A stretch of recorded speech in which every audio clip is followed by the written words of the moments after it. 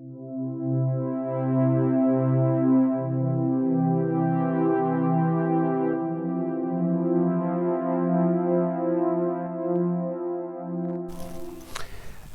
some thoughts for today, the Feast of Candlemas.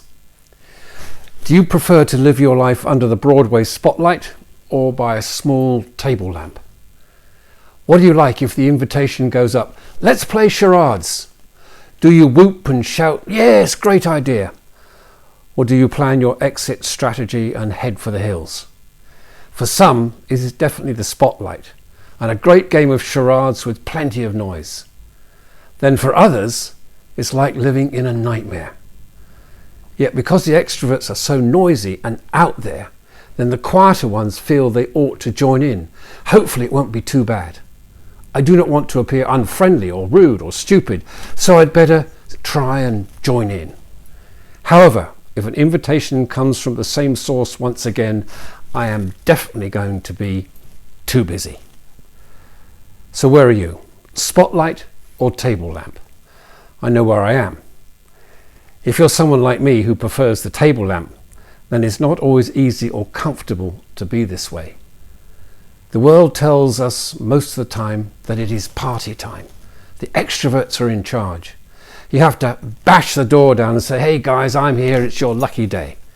Business is done by the people of action, high octane, and always raring to go. Let's have open plan office space where we can all interact, bounce off one another, chase the new idea. Let's have brainstorming sessions, throw the ideas around. Let's have some action, make plans, charge the mountain, yelling and screaming. For some of us, that is a vision of hell, isn't it? But then you do not want to be labelled a nerd or a geek or a wimp or, in American, a dork. At the same time, the person inside is whispering, just give me some quiet, some peace, some space. Only then will the ideas truly flow.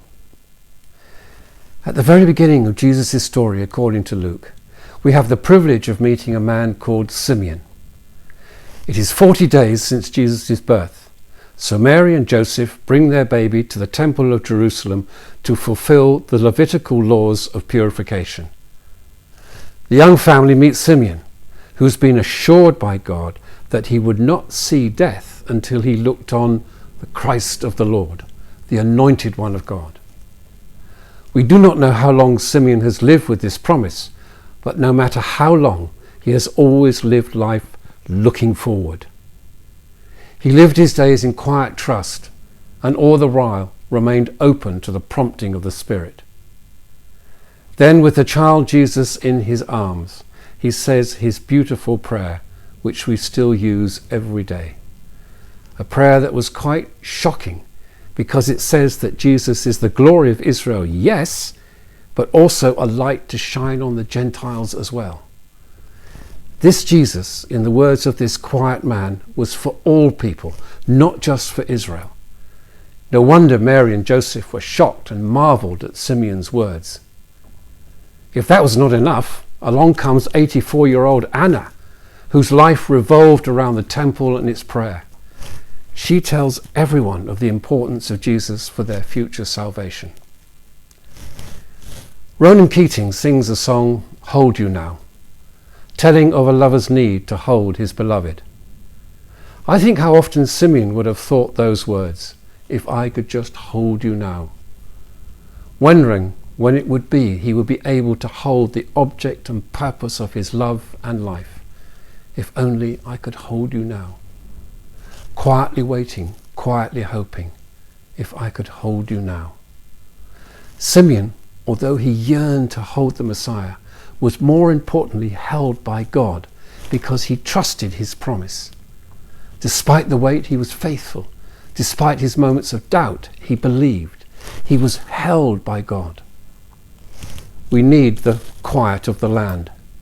Those who are the thinkers, artists, writers, without whom we would not have the theory of gravity, the theory of relativity, Chopin's Nocturnes, Peter Pan, Orwell's 1984, Charlie Brown, E.T., Google, or even Harry Potter. It is okay to be the quiet of the land, to be away from the noise and just allow yourselves to be held by God. God in Jesus says, slow down, and says, if only I could hold you now. Be faithful, be compassionate, be forgiving, be loving. Then we shall be held by him. In our own way, we shall hold God in Jesus also. If I could just hold you now. Simeon's prayer, God's prayer in Jesus to each one of us. If I could just hold you now. So keep well, keep safe, and God bless.